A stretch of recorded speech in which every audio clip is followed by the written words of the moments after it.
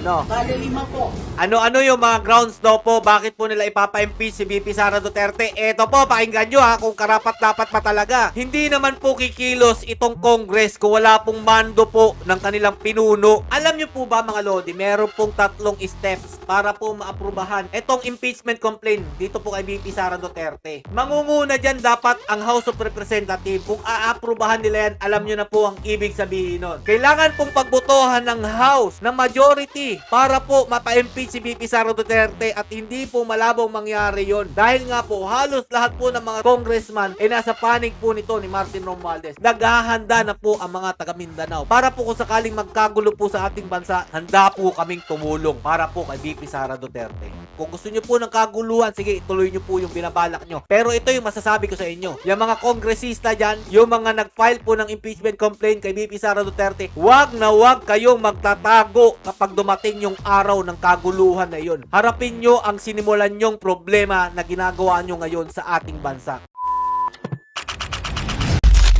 Narito ang Balitang Pinoy TV. Yo, what's up mga lods? It's Miguel Peps TV. Welcome back po sa ating channel. Impeachment po kay VP Sara Duterte. Inumpisahan na po nila kanina lamang. Eto nga po, nagaganap na po ang kaguluhan sa ating bansa. Tuloy-tuloy na pong mangyayari yata ang ating kinakatakutan. Sino-sino nga po ba mga Lodi ang nag-file po ng impeachment para po kay VP Sara Duterte? Siyempre po muna natin tong nasa larawan na si Martin Romualdez, pero kasama po siya dito sa topic na ating tatalakayin ngayon. Ito po mga Lodi, oh. Kasama po dyan si Laila de Lima at saka si Boy Ngiwe. Ito po talaga yung original na Boy Ngiwe, eh. Yan po yung Akbayan Party List Representative Percy. Basta alam ko dito sa taong ito mga idol, siya po ay isang anti-Marcos. At wag na po kayo magtaka kung bakit po nandyan din siya. Nakisali po sa pagpapahil po ng impeachment complaint laban po kay VP Sara Duterte. Dahil nga po isa po siyang anti-Marcos, anti-Duterte.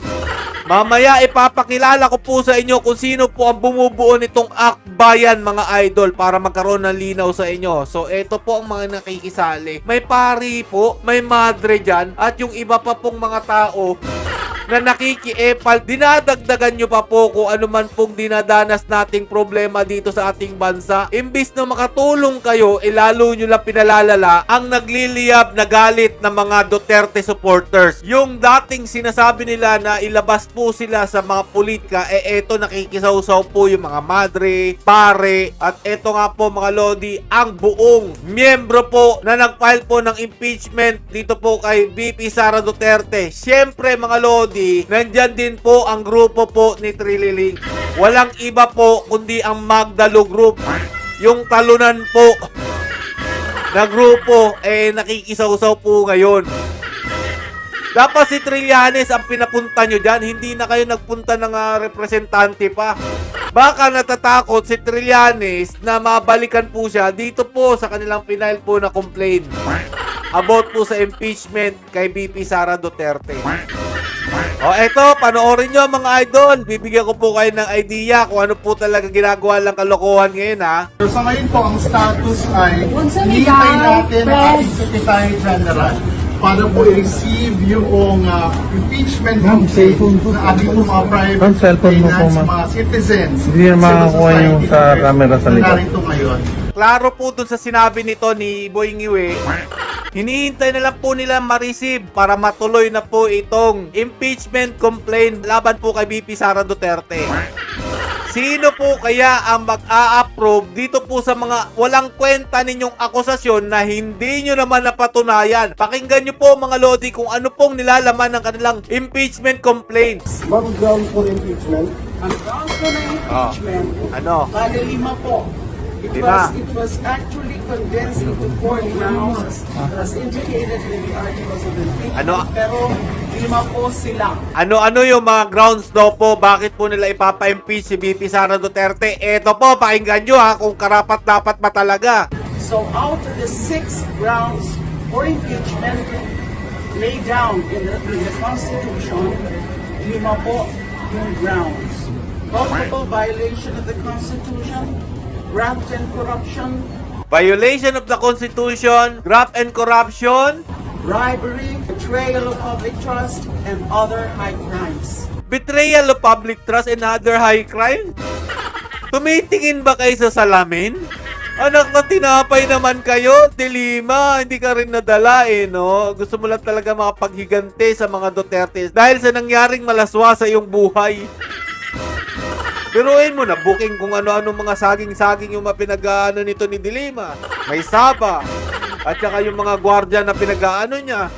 Yan yung ginagawa ni Dilima ngayon. At ito po talaga ang kanyang mission, ang siraan, ang mga Duterte. Kaya po nakalabas to ng mga Lodi. Hindi po basta-basta dapat to nakakalabas. Pero anong ginawa? Pinalabas! Lahat po ng mga kriminal, lalong-lalo na po si Franz Castro, ay nandyan po sa labas para po magreklamo laban sa mga Duterte. At ito na nga po, naghahain na po sila ng impeachment po kay VP Sara Duterte. Nakakatawa talaga ang mga namumuno sa ating bansa. Tinahayaan nilang maging ganito ang ating bayan. Tuloy pa natin mga Lodi. So ang wala lang na ground for impeachment is reason. So majority of the grounds are present. And there are a total of 24 articles of impeachment. Ayan, 24 article daw po para po sa impeachment Ito ang nakakatawa mga idol, no? Yung mga dating mga inakusahan at nagkaroon nga po ng pruweba na meron po silang ginawang hindi maganda sa ating bansa, sila po ngayon ang nagngangawa. Ang apektado po sa pamumuno ni Tatay Duterte ay ito pong mga nagko-complain na ito. Kaya nga po sinupalpal po siya dito ni Congressman Paulo Duterte mga idol. Sabi po dito sa post ni Paulo Duterte, sabi ni Dilima, panahon na daw po para i-impeach si Inday. At sino ang gusto mo mamuno, ikaw at ang mga katropa mong korap, adik at terorista? God save the Philippines from them. Totoo naman yung nasa listahan ni Kong Pulong, di ba? Adik, korap at saka terorista. Yan po talagang tatlo na yan ang nagsama-sama para po pabagsakin ang mga Duterte. At ito mga Lodi, no? Isa po si Dilima na meron pong kaso at ilang taon po itong nakulong. Alam niyo po ba, ba't lang po talaga to nakalabas? Dahil nga po nagpalit ng administrasyon at etong administrasyon naman na ito ay ginagamit po ang mga kalaban ng mga Duterte para po sirain ang mga Duterte. Yan po talagang katotohanan dyan. Kaya kayo mga Lodi, kung hindi pa kayo mulat, papakita ko po sa inyo kung sino-sino po ang mga nasa likod nitong Akbayan Party List. Unahin po natin dito si Boying Iwi. Ang original na Boying Iwi po na ito po si Percy. Yung ngawa ng ngawa po sa mga Marcos noong nakaraang eleksyon na sinasabi pong magnanakaw, diktador, mamamatay tao. Yan pong tao na yan ang makikita nyo lagi sa social media na yan po ang sinisigaw nila. Pero ngayon mga Lodi bida-bida na po sila dyan sa Congress kasi nakalusot po yung Akbayan Party List. Yung una, sumisigaw pa po ito ng 203 billion daw po na amount na withdrawal slip po ni PBBM. Pero ngayon, tahimik na po sila dito kay PBBM dahil nga po, may nagmamando po kung anong dapat gawin nila. Yan lang po ang sa tingin ko So, sino po ba ang mga nasa likod nito? Akbayan Party List nanalo ng 2022 Party List poll ayon sa Comelec. At eto nga po, nanumpa po siya dyan sa harap po ni Romualdez Martin.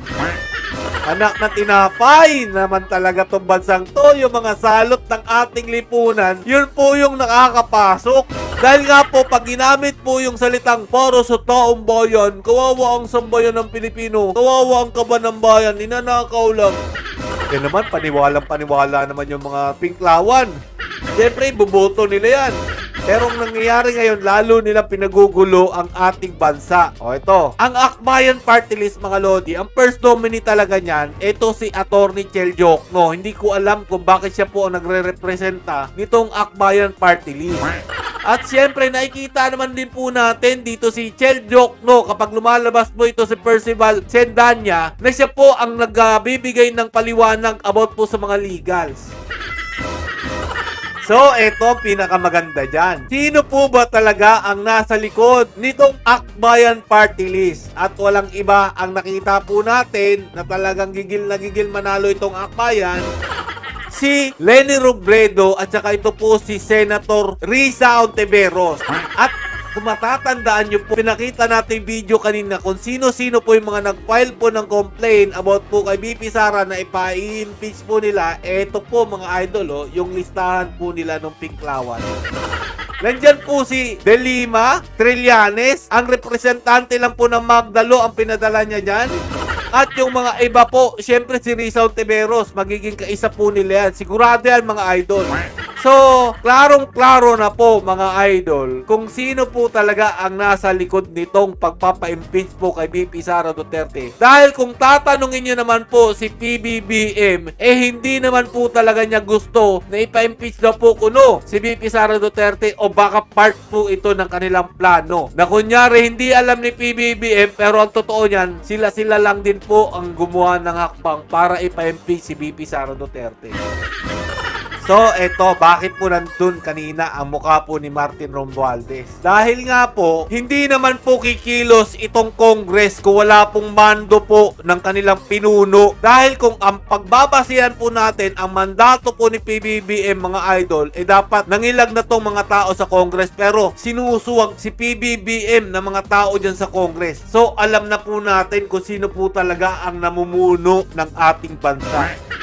Walang iba po, ito po si Martin Romualdez. Kaya kung mapapansin nyo mga idol, wala po sa hulog yung mga pinagpapahil po nila kasi wala po sa ayos din po ng kanilang pinuno. Alam nyo po ba mga Lodi, meron pong 3 steps para po maaprubahan itong impeachment complaint dito po kay BP Sara Duterte. Mangunguna dyan dapat ang House of Representatives. Kung aaprubahan nila yan, alam nyo na po ang ibig sabihin nun. Tuloy-tuloy na po yung impeachment kay BP Sara Duterte. Ang problema niyan mga idol, doon po sa mga sinabi na complaint si Laila De Lima, ni isa doon wala po silang napatunayan. Kailangan pong pagbotohan ng House na majority para po mapa-impeach si BP Sara Duterte at hindi po malabong mangyari yon. Dahil nga po halos lahat po ng mga congressman nasa panig po nito ni Martin Romualdez. Kaya kung sakali mang matuloy ang impeachment kay BP Sara Duterte, alam na po natin kung sino po talaga ang naging utak nitong impeachment trial na ito kay BP Sara Duterte. Kung sakali mang ma-impeach si BP Sara Duterte, napakalaking kaguluhan po ang mangyayari sa ating bansa at hinahayaan po nila ito dahil nga po yan po talaga ang totoong plano nitong mga salot sa ating bayan. At sigurado ako na mangyayari na naman po muli ang inaasahan natin na magpapatalsik po dito kay PBBM ang walang iba yung kanyang mga tinuturing na kaalyado.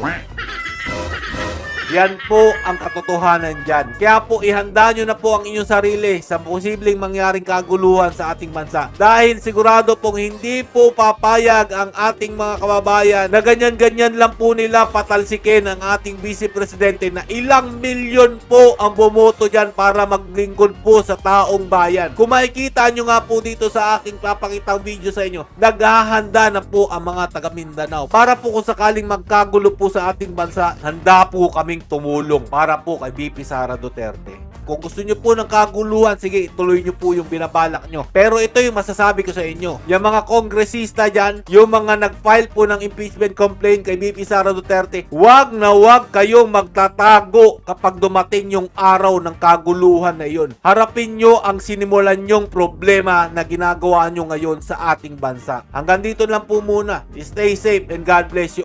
Ito na nga mga kabalita.